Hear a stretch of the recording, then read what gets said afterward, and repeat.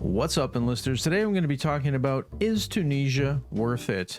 I mean, a $50 price tag is pretty steep, so let's go through some of the pros and cons to see if Tunisia is a good purchase for you.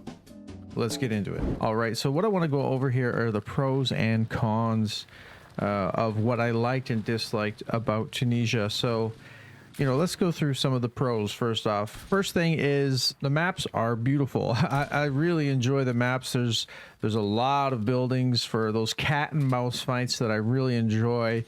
You know, in one window, out the next, up the stairs, drop down, come around the back, bang bang. I like these kind of, you know, close quarter combat scenarios.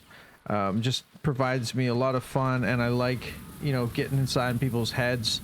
And vice versa. If someone gets in my head, it makes me want to come back even stronger. So I really like the layouts for these maps. There's a lot of verticality as well. You can go up top in a lot of the buildings very easily, make machine gun nests, and a lot of good sniping perches, and just some nice verticality and variation to the overall battlefield there. So you can get caught off guard in a lot of different ways, but a lot of ways for you to catch your enemy off guard as well. So I really enjoy that. The lighting is really nice. Everything seems to be well lit. You can see your opponents easily, whereas, you know, some of the maps on Normandy can be a little bit dark, and even with Moscow, you know, it can be a little bit difficult to see your opponents in the snow and whatnot. The next thing I like are the bikes. I think the bikes are really cool, and funny enough, I was talking about, man, they should add motorbikes or ways for troops to get around in the game, and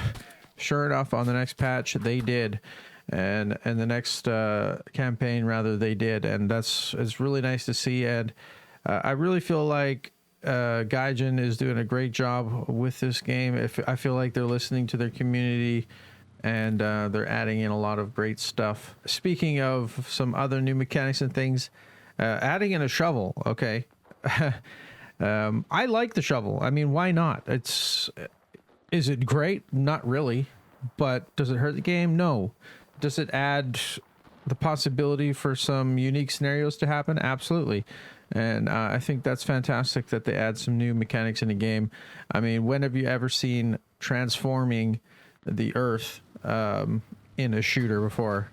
I mean, I mostly see things like that in Life is Feudal or, you know, sandbox games. And the fact that they add a little sandbox to this game is fantastic. It can add for some variety in the maps, and people can do some things you wouldn't expect. And it's just going to add more things for you to have to figure out and strategize around. So that's really nice to see. One thing I want to note is, like, perhaps with the shovel, like, you can't have a knife. So I'm hoping that they do add the ability to choose between a knife or a shovel with your soldiers. There are some new weapons in this campaign, which is fantastic. But overall, I will say that, I mean, the gunplay is going to feel similar to all the other campaigns. I'm not going to go into all the different guns. I think that those are the main things that I really enjoy about it. Now let's get into some of the cons. The biggest thing for me is that there's no progression currently in Tunisia. That was a big bummer for me. I was really looking forward into grinding it and getting some progression. Hopefully it's not too far in the future, but that was definitely a big con for me.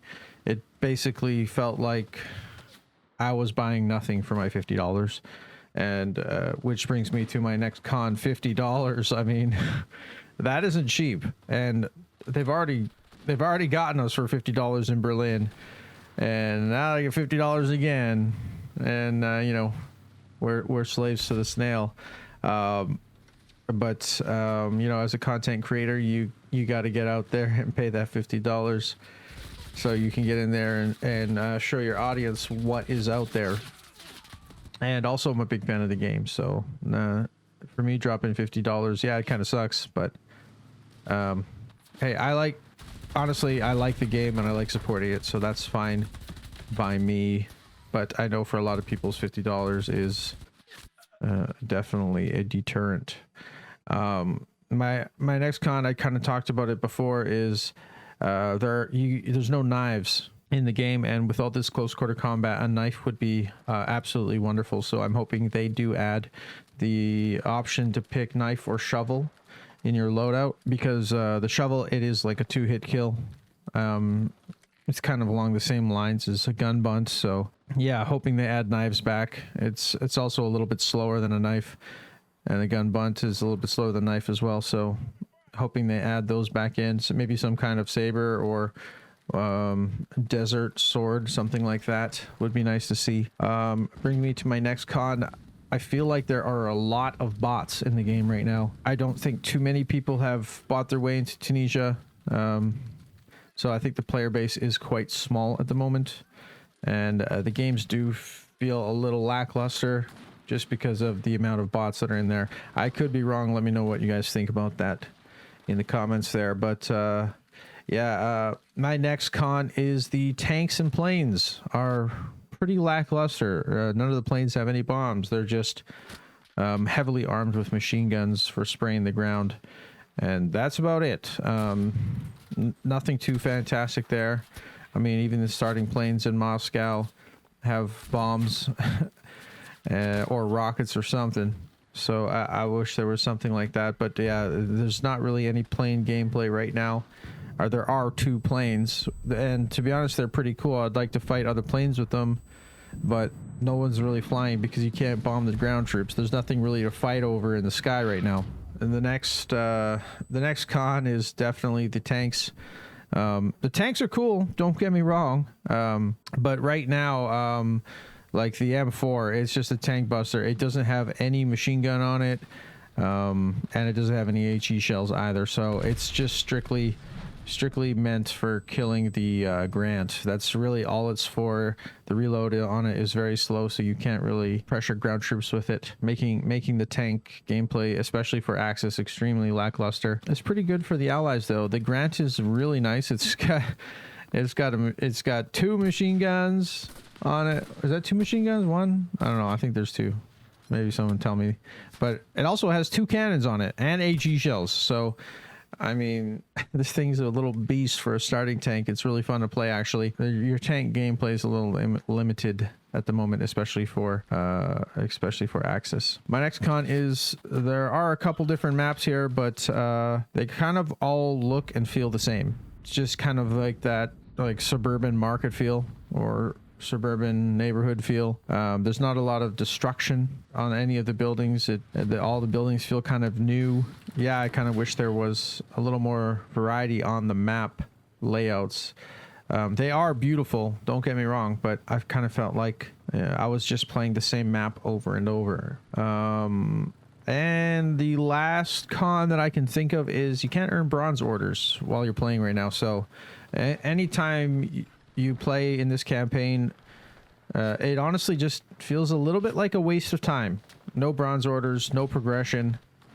All it is just like a little teaser for you to be able to see what Tunisia is going to be like, which is cool because we're all excited for it. But yeah, I honestly feel like I'm just going to go back to grinding other campaigns after I've experienced Tunisia for a little bit and waiting for some more Tunisia updates. Okay, just to wrap up some general feelings, the Allies feel a little bit stronger just because of the tank scenario. Although most of the fighting is done with ground troops anyways, and the ground troops do feel pretty well balanced. I don't really feel like, as far as ground troops go, one is much stronger than the other.